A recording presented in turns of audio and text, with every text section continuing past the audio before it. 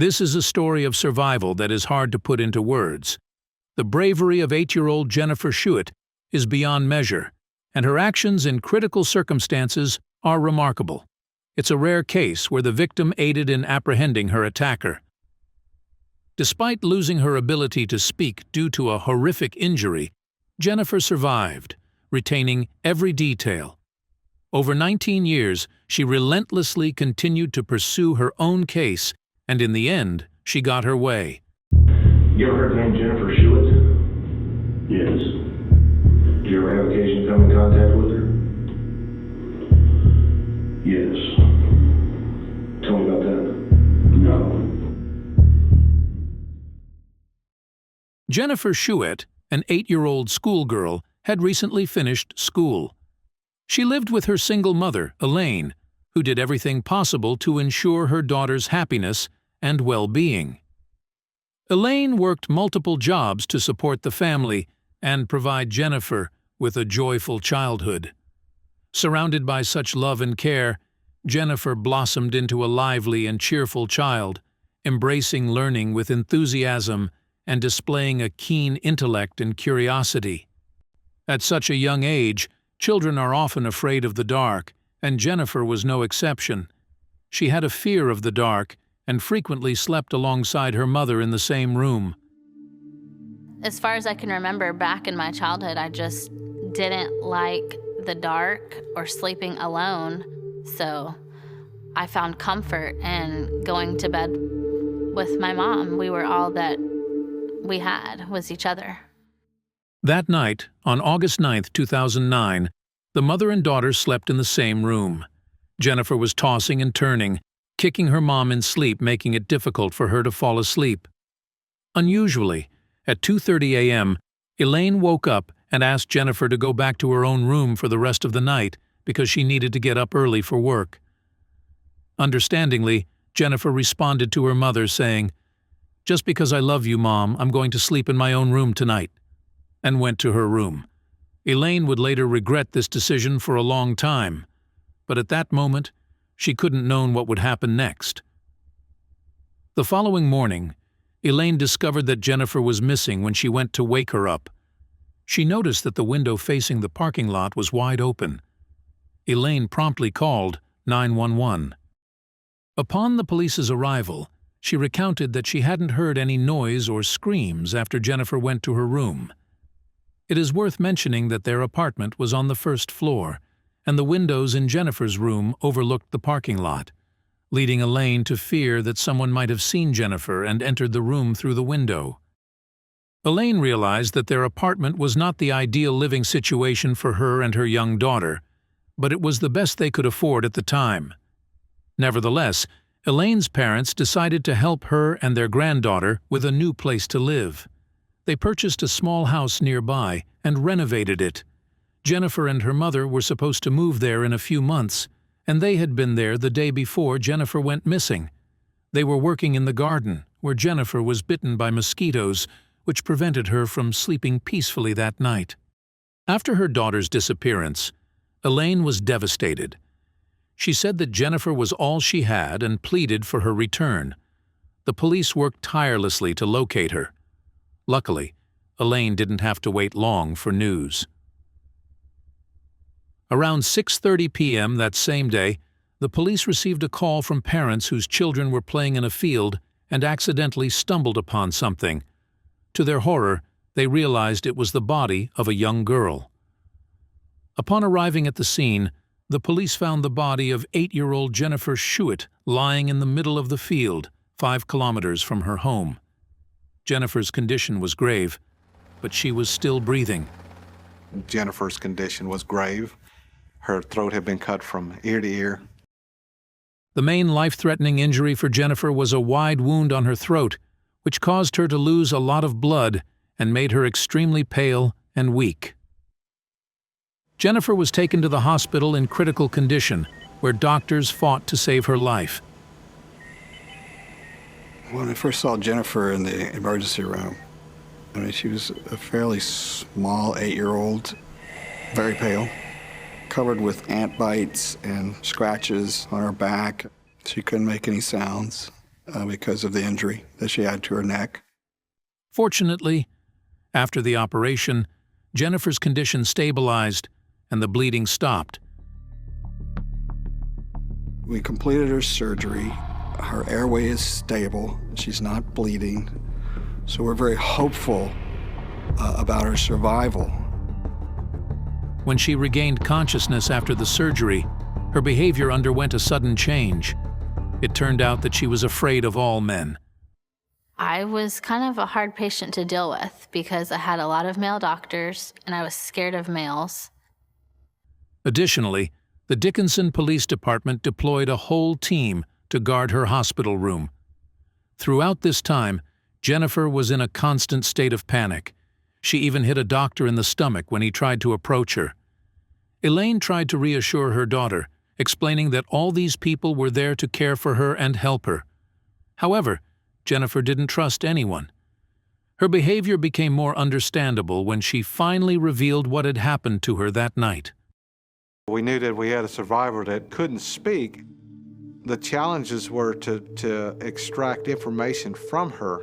Now, we're talking about an 8-year-old. It was difficult. Jennifer could not directly inform the investigator of anything. To obtain any information, the detectives gave her a notebook and several pens, asking her to answer questions in writing. Due to her fear of men, Jennifer wrote notes to her mother, who then passed them to the officer. Jennifer's responses were surprisingly precise, detailing the events accurately. Despite being only 8 years old, she displayed remarkable intelligence for her age. She started by going into her room, turning on the light, and picking up a book to read, hoping it would help her sleep, which it did. Jennifer fell asleep. The next thing she knew, a stranger was carrying her out of the house. He was running with me, carrying me down the sidewalk, and I immediately tried to scream, but he covered my nose and mouth.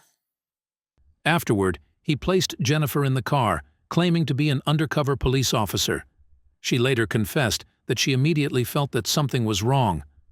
Looking around, she saw her mother's car in the parking lot, so she was confused about where they were going and why. On the one hand, she knew that the police were good guys, but on the other hand, her mother had taught her not to trust strangers. As a child, I wanted to believe him, but the part of me that had just learned about strangers in school, the part of me that was scared of the dark, knew that there was something really wrong here. As they passed her grandparents' house, Jennifer told the stranger that he could drop her off at their house, to which he replied, "I can't because they're not home." And then she realized he was lying because their car was in the driveway. Later, the man stopped near Jennifer's school, about 3 kilometers from her home. He then said to watch the moon carefully. When it changed color, her mother would come for her. I remember anxiously waiting for those headlights, but they never came. I think that at that point he was trying to psych himself up for what he really intended to do. 5 minutes passed, and the stranger said, "Well, your mom's not coming, so we need to go further." They drove a few more blocks to a dead-end street where the stranger stopped the car. Jennifer tried once again to make sure he was a real policeman. I was kind of interrogating him. I was wanting him to prove to me that he was a police officer. I wanted to know, where's your gun? Where's your badge? He told me once parked that his gun was in the back seat. Jennifer turned around to search for it, and at that moment, the suspicious policeman took off her underwear. Jennifer is unsure of how long she was in the stranger's grip because she blacked out. She first regained consciousness when he was dragging her through the field by her ankles. Despite the excruciating pain from twigs and stones digging into her back, Jennifer pretended to be dead and stayed silent, realizing this was her chance to survive. He let go of her feet and left her in the field. Jennifer only heard him walking away. Then she heard his car door slam and him drive away. I realized I couldn't scream, and I couldn't figure out why. I had just enough strength to throw my right hand on top of my neck And that's when I felt this gaping wound. And I looked at my hand and it was full of blood. Since the exact time of Jennifer's disappearance is unknown, it is believed that she lay in the field for 12 to 14 hours. When the sun set, she saw the lights of passing cars. Nearby, she heard children's voices, and a dog approached her several times, as if trying to get the attention of its owner, but he never came. Throughout, she was bitten by fire ants, which helped her stay conscious. Every time I would come to, I would be in disbelief that I hadn't died yet.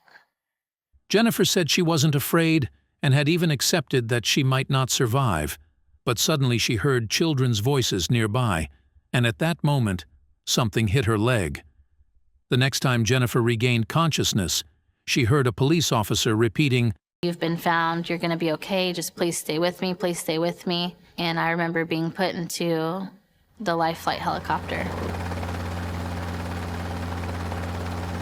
This story was very challenging for young Jennifer, as she couldn't speak and had to write everything down on paper.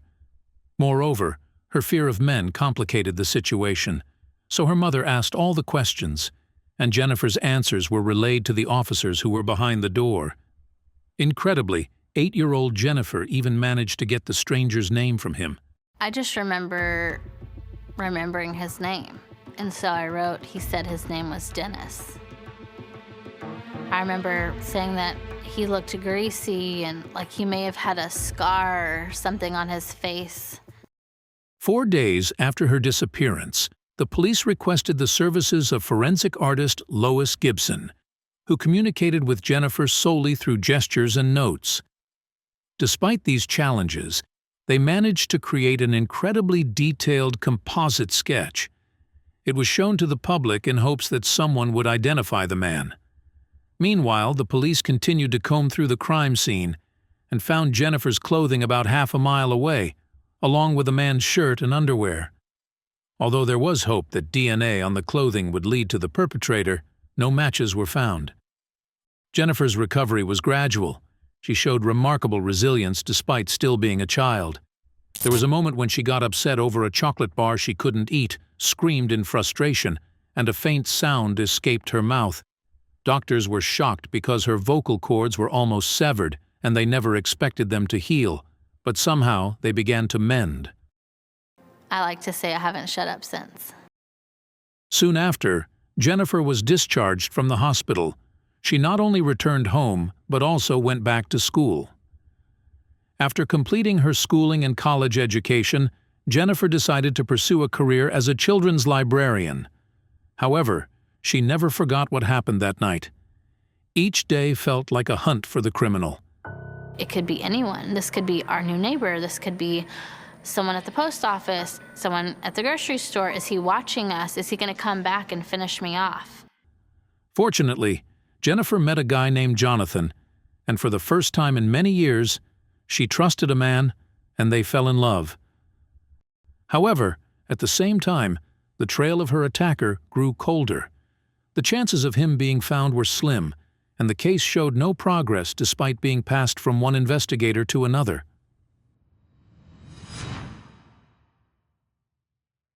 18 years after that dreadful night, Jennifer received a phone call. I got a phone call that Detective Tim Cromie would be taking over my case, and he wanted to meet with me. Tim Cromie promised to do everything possible to catch the criminal, and Jennifer believed him. And I told her, I said, Jennifer, I will do whatever I can do in my power till the end of my career to get you the answers that you need for this case. Tim decided to bring in FBI Special Agent Richard Renison to the case. Richard had previously worked for the Dickinson, Texas police before joining the FBI. Tim and Richard discovered the significant amount of evidence collected on the day Jennifer went missing, and immediately after she was found, with Jennifer's underwear being particularly crucial, as well as the perpetrator's shirt and underwear. They sent a DNA sample found on the clothing to Quantico, Virginia. Although detectives knew that technology had advanced significantly in 19 years, they understood that the case's age meant it would not be a priority in the lab. Often in working cold cases, time is your enemy. People forget, people move away, people die. This was one of the benefits of time in our case, was the advances of technology in the DNA field. Despite a whole year passing, their work was rewarded. The man whose DNA was found at the crime scene was Dennis Earl Bradford. Who? Who was that? The same man Jennifer had written down many years ago. It turned out that the 8-year-old girl had been incredibly accurate in her descriptions. Jennifer was 8 years old, on pain medication, couldn't speak, and hand wrote down, he said his name was Dennis. At that point, it was monumental that this girl was so accurate. Of course, later we found out how accurate she was on everything. Dennis Bradford, 39, lived in North Little Rock, Arkansas, and his DNA was logged into the national database following an assault on a woman he met at a bar in 1996.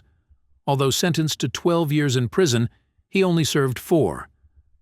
On February 4, 2000, Dennis was conditionally released. Less than a year later, police arrested Bradford for driving under the influence less than half a mile from his home. He remarried and worked as a welder until his arrest in 2009. Tim Cromie and Richard Renison investigated the link between the suspect from North Little Rock, Arkansas, and the small town of Dickinson, Texas. It turned out that the man had been arrested in Dickinson in 1987, 3 years before Jennifer's attack. At that time, he had 2 addresses within 2 miles of Jennifer and Elaine's apartment. To confirm his identity as the kidnapper, detectives requested a 19-year-old photo from his driver's license. When they saw the picture, they were stunned. He looked like a copy of the composite sketch created with the help of 8-year-old Jennifer. You ever heard the name Jennifer Schuett? Yes. Did you ever have occasion to come in contact with her? Yes. Tell me about that. No. I can tell, obviously this affects you a lot, but I think you would, if you were to see her, I think you would be extremely proud of her. I really do. Oh, thank you. She's alive. Yes, she's alive. She's alive. She's alive. Incredible young.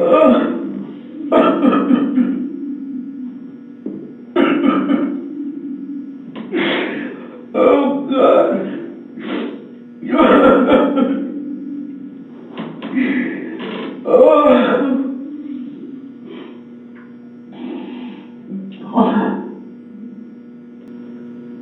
Well, you have no idea how hard I have prayed for that. I'm a firm believer of Christ. But I had no idea. Because it wasn't but about 2 days later I ran. And I just took off. Dennis Earl Bradford was arrested on October 19, 2009. He insisted he didn't know Jennifer, couldn't recall why he had stopped near her apartment, and couldn't comprehend why he had treated her so cruelly.